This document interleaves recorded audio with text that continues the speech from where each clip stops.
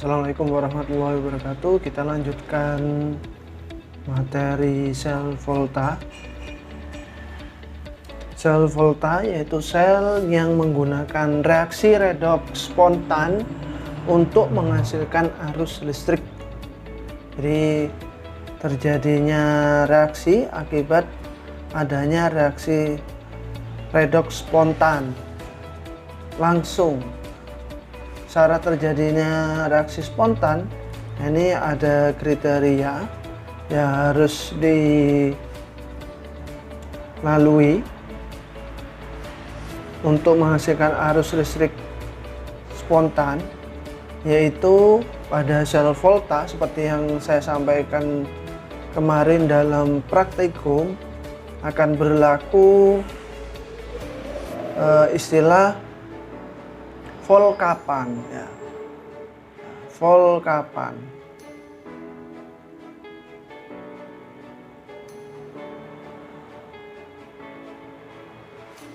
Sehingga di sini volta ini ada dua sel, katode dan anode.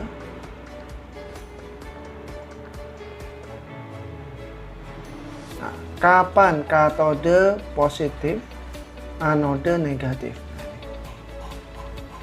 Pada anode ya, ini terjadi reaksi oksidasi, dan pada katode terjadi reaksi reduksi atau kemarin kita singkat CRAO ya. CRAO. Katode reduksi, anode oksidasi. Nah, ini adalah contoh reaksi spontan, yaitu logam seng akan bereaksi dengan larutan tembaga menghasilkan larutan seng dan logam tembaga. Kespontanan reaksi redoks dapat ditentukan oleh deret volta. Nanti kita bisa hitung secara teoritis dalam deret volta, yaitu sudah diketahui besarnya potensial sel ya, potensial sel pada masing-masing reaksi. Ini adalah contoh susunan sel volta. Di sini ada katode, yaitu yang bermuatan positif, kemudian anode bermuatan negatif, kutub negatif maksudnya. Nah, untuk menentukan katode itu ditempati logam apa, kemudian anode logam apa, maka kita harus tahu deret volta agar nanti menghasilkan arus listrik ya, reaksi yang spontan sehingga menghasilkan listrik. Jadi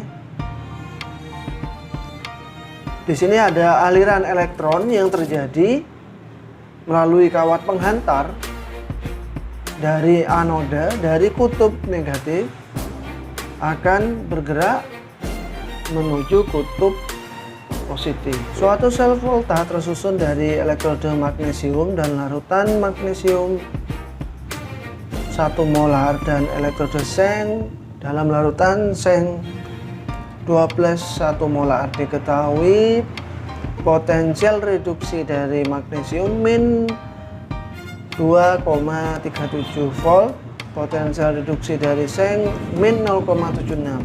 Tentukan elektroda yang bertindak sebagai anode dan katode. Tentukan potensial sel yang dihasilkan dari pasangan elektroda tersebut. Tuliskan reaksi pada anode dan katode, reaksi sel serta notasi selnya.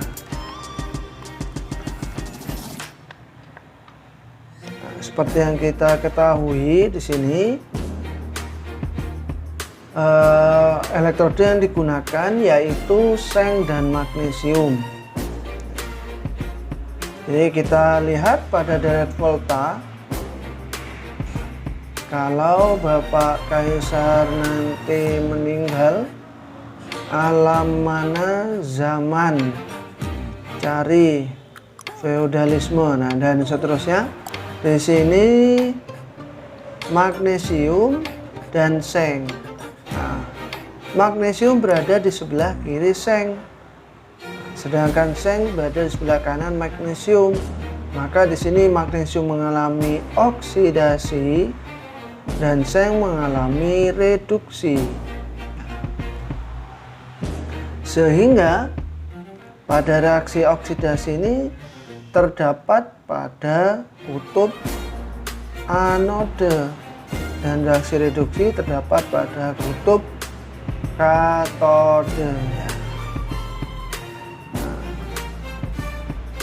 Sehingga katodenya yaitu seng dan anodenya yaitu magnesium. Karena pada sel volta volt kapan katode positif, berarti seng itu berada di kutub positif dan magnesium berada di kutub negatif. Nah, itu cara menentukan katode dan anodenya. Kemudian menghitung potensial selnya, yaitu menggunakan rumus E0 sel, yaitu E0 katode min E0 anode. Nah, katodenya yaitu seng, anodenya magnesium. Maka nilai potensial reduksi dari seng min 0,76 min, kemudian nilai potensial reduksi dari magnesium yaitu min 2,37 volt. Maka di sini diperoleh min 0,76 plus 2,37 yaitu plus 1,61 volt. Nah, ini hasilnya. Ketika kita disuruh menuliskan reaksi yang terjadi dalam katode dan anode lengkap dengan potensial reduksi dan potensial selnya dan serta notasi selnya, maka kita tuliskan dengan lengkap. Di anode terjadi oksidasi, maka Mg menjadi Mg2+, di lognya naik dari 0 ke +2. Nah, ini melepas 2 elektron, sehingga kita tuliskan di sampingnya nilai potensial reduksinya. Karena di sini oksidasi, maka min 2,37.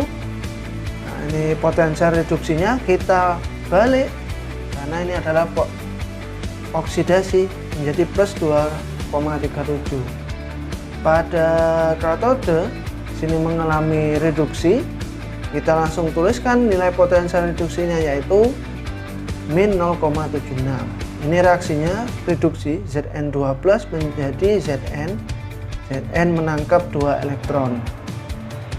Sehingga di sini dapat kita eliminasi elektronnya.